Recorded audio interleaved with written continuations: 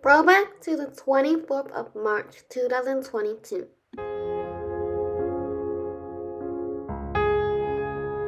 Good morning, everyone. I have now arrived at North Wembley, and my first station is to go to the Playgolf London. Oh wow, look at this rose family tree. I just took a photo here like this. And this is the entrance of the Playgolf London. Let's see if they have any spaces or not.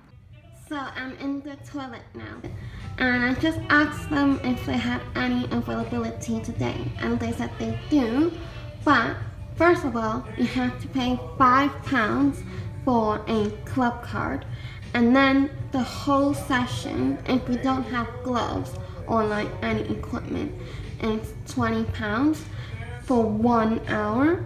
And I think because for me, I don't really know how to play golf, and today I'm not with a friend, so it won't be fun to play the golf at all. So I just thought I'd show you guys this spot if you guys like to play golf. And I also want to fly my drone out there because there's like a little green field. So this play golf area is actually around a 26-minute walk from North Wembley, and I wasn't able to find any information about the history of this play golf, but I will find out why North Wembley is called North Wembley and the history of North Wembley. So North Wembley, on average, is home to a richer population than Wembley Central, but the part of the district that is within the Preston ward has a few small council estates, blocks, and many working-class people. Along East Lane and East-West Street, which run through the neighborhood, is Wembley High Secondary School. As well as a small selection of shops, it also contains East Lane Business Park, which contains numerous skilled laborers and office spaces. Adjacent to that area is Hurst Crescent, which is a collection of low-rise flats stretching into Preston. The district is home to many ethnicities, with a significant Indian community, as well as a smaller black population, with Afro-Caribbeans being larger than African, and also an elderly white British population. North Wembley has a leisure centre called Oval Farm, as well as a relatively large sports ground adjacent to it. North Wembley also provides the only vehicular access directly into Northwick Park. Oh yeah, I meant to go there one day. Northwick Park, I'll come for you.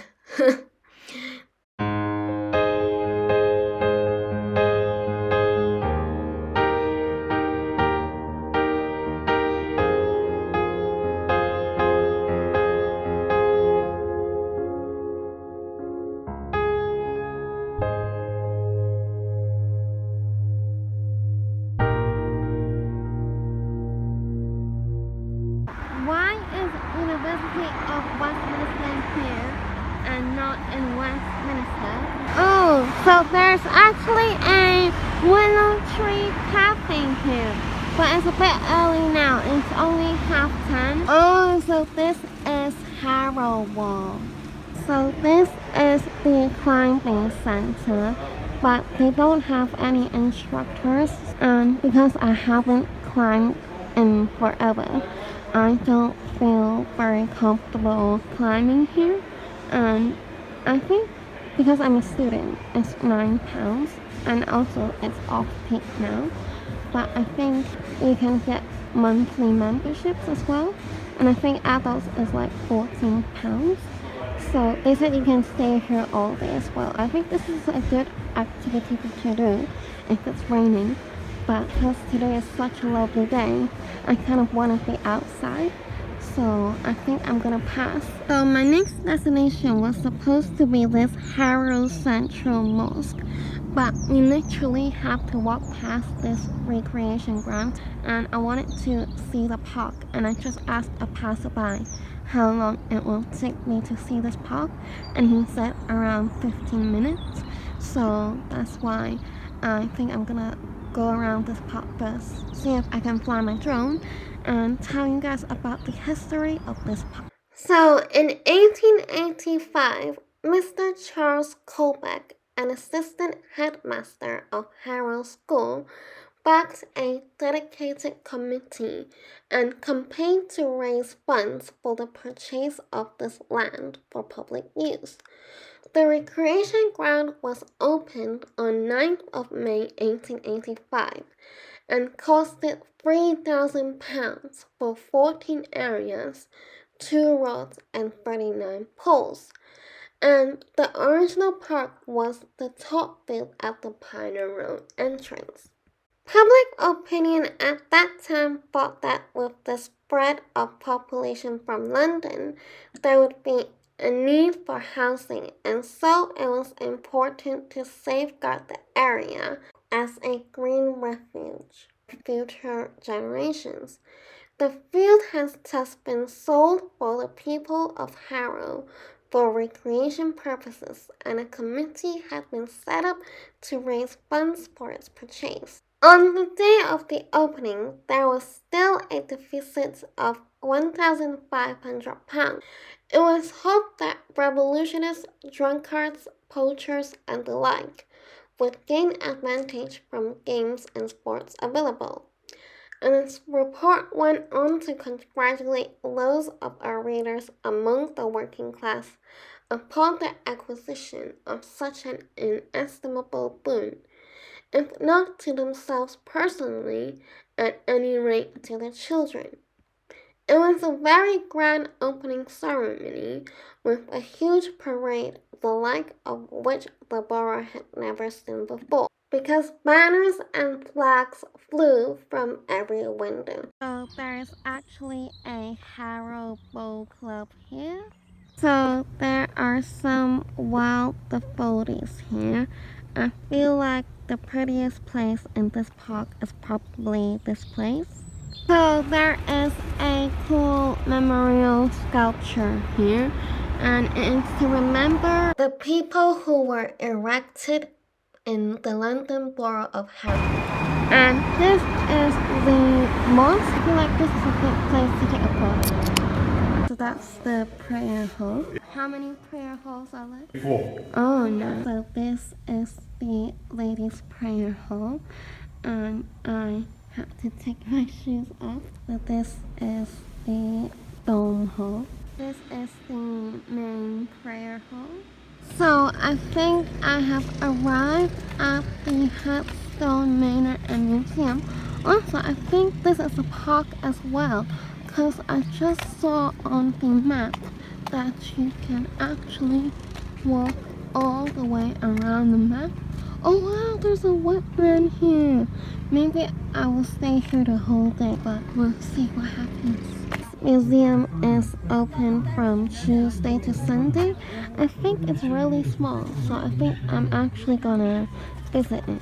This place actually began as an island 8,000 years ago, and during that period, this period was actually called Mesolithic period, and people began to build homes, farm small amounts of crops, and domesticated animals. Wait, did London used to be called Londonium? Because I was looking on the map here, and even this bit says Londonium, or I don't know. And also, Britain, was it used to be called Britannia? I'm not sure. Let me know in the comments section below. I learned that there is a Cuckoo Hill. I also told this thing. Wait, was England's old name called Angles and Saxon?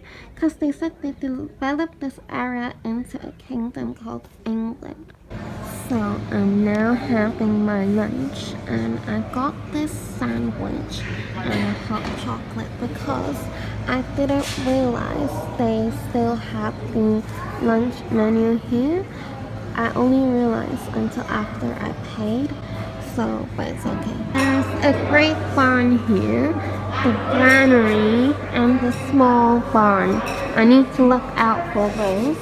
Wow, so this was the first museum that opened at Headstone Manor in 1986. I was just reading this sign and I learned that around here there used to be a hedgerow, and it was an important feature of a farm which divided up fields and stopped animals from wandering. Oh, so there used to be a pond here, but because this area is under construction, we can't go down. We can only walk around the park. I think that might be one of the ponds. Finally, I found a place where I can take some photos. This is the wetland, and I feel like this is the prettiest place to fly my drone. So I'm gonna fly my drone here and tell you about the history of the Headstone Manor. It was built in around 1310, and it is the earliest surviving timber-framed house in Middlesex. The fabric of this Grade 1 listed building contains work dating from the 14th, 17th, and 18th centuries. Headstone Manor has been described as one of the most interesting domestic complexes in the whole country. The Manor House now contains the museum at Headstone Manor, telling the history of Harrow through the house and the people who had lived there over its fascinating history. So I didn't go to the proper museum because it was a really lovely day and I want to waste it inside. So I only went to the small museum. That's why I still want to find out more about the history of this museum. This Grade 2 500-year-old Great Barn was used to store grain and livestock when Headstone Manor was a working farm. It was also the center of local home front activities in the area during World War II, as well as the first home of the museum in the 1980s. Today, it is used as a spectacular venue for weddings, parties, and special occasions. There is a small barn that stands opposite the Great Barn, and it is also a Grade 2 listed building. It also dates back to the Tudor period, when it would have been used to house livestock. It now houses the entrance to the museum, exploring the history of Harrow, as well as a short film introducing the site. Lastly, the granary, dated back from the early 19th century, was originally constructed at Pioneer Park Farm. Oh, I did see a sign to Pioneer Park Farm, but I went to the Pioneer Memorial Park, which you will see in this video. So the granary was relocated to the Headstone Manor and Museum site in 1992. And it is now their dedicated learning center, a space for school sessions, family, and adult learning. Oh, actually, I think I went inside this granary site, and the building isn't in use by a group.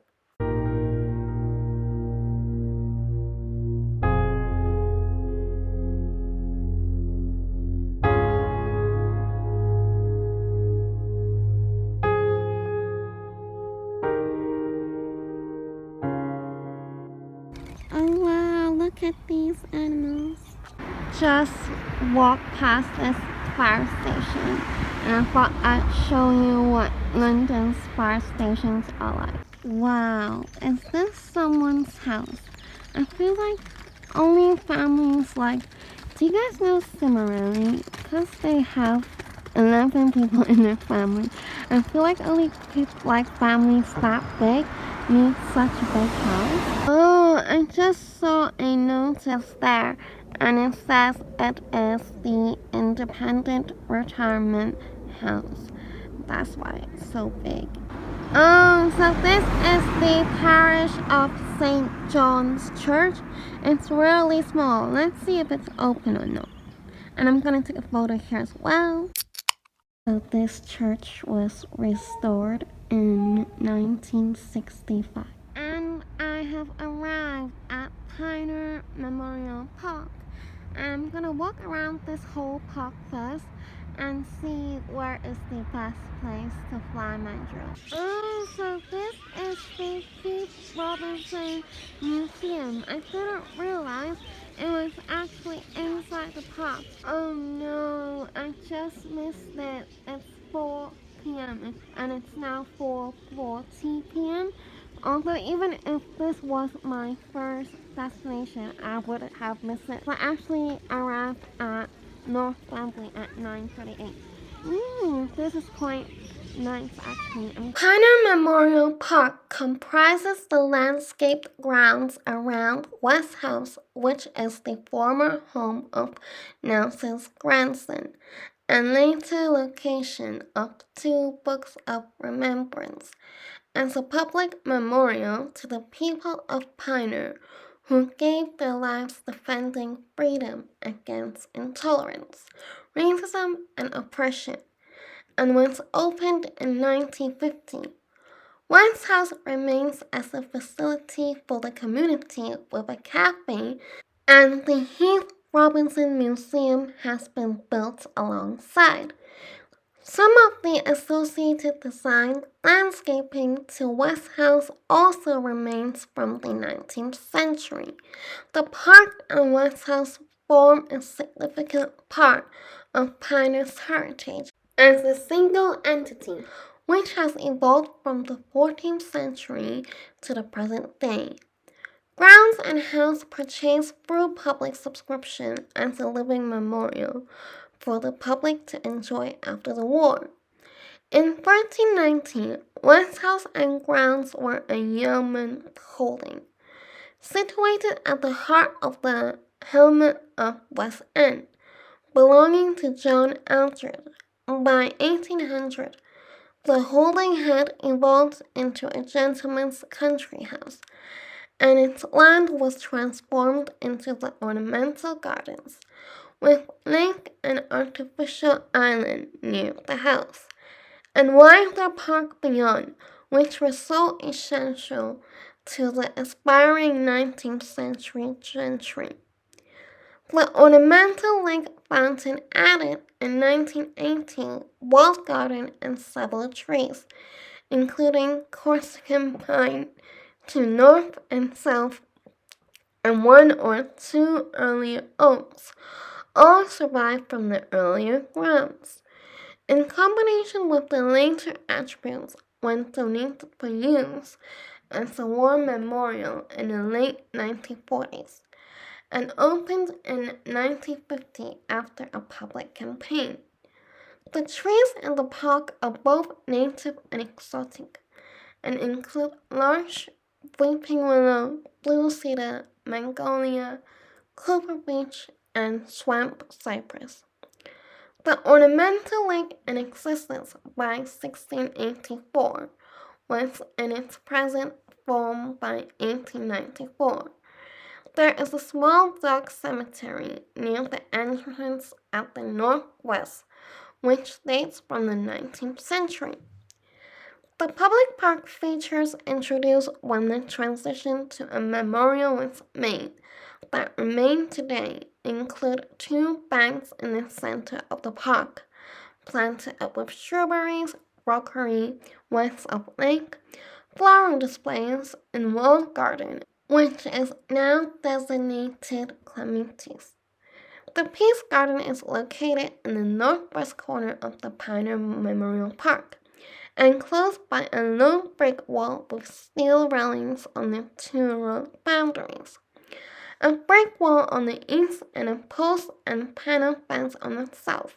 The Peace Garden is also identified as the walled garden. Wow, look at these heaps here. I'm gonna take a photo with them. Wow, look at this rose family tree and these pines. I wanna take a photo here. Oh wow, look at these primroses. I'm gonna take a photo here. Oh wow, there is a peace garden here. I almost missed it. This is the wild daffodil. Oh wow, there are some squirrels here as well. So there's 10 minutes till sunset time. It's 10 minutes past 6.